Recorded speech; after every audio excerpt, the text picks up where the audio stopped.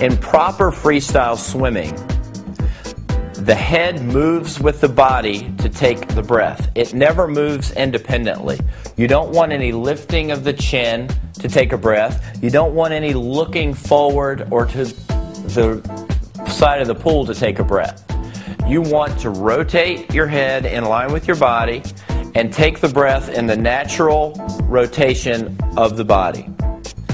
A good key for you young swimmers is to try to take your breath with one goggle in the water. I know you're going to say, well, that will only let half my mouth out of the water, but that's not true. Because if your head is in the right position, there's a bow wave that's going to be formed on your head, and you'll be actually taking your breath with the full mouth inside that bow wave. Watch Michael take a breath. You're going to see one goggle out of the water. You're going to see about half his mouth, but he's actually breathing inside the bow wave.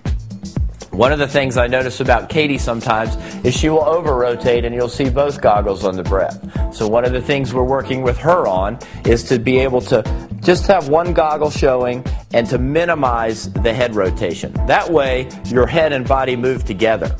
If you can see your whole face on a breath, or you're looking up to the ceiling when you're taking your breath, I call it checking the weather, you're going to be over-rotating from your head and you're not going to be moving in unison with your body. So that's something you can work on. It's very easy, but very, very critical to your freestyle stroke.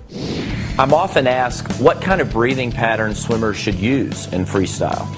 And my answer is they need to have a variety of options to use for different conditions. I think younger swimmers need to learn how to breathe on both sides, bilateral breathing. I think as you get older, you're going to be wanting to have more air, and you're also going to want to have more rotation in your stroke. So it's advantageous then to breathe on one side more than once. So if you'll watch Michael swimming, he may breathe to the left side for 25 meters in practice, and then he'll flip, and when he comes back, he'll breathe on his right side for 25 meters, so that he's getting symmetry in the breathing, but he's also breathing every stroke so he gets more air, and he's also rotating more, because when you take a breath, you're rotating more than on the strokes where you don't breathe. Essentially, we want swimmers in freestyle to be on their side as much as possible, because you're much more streamlined in that position than when you're lying flat.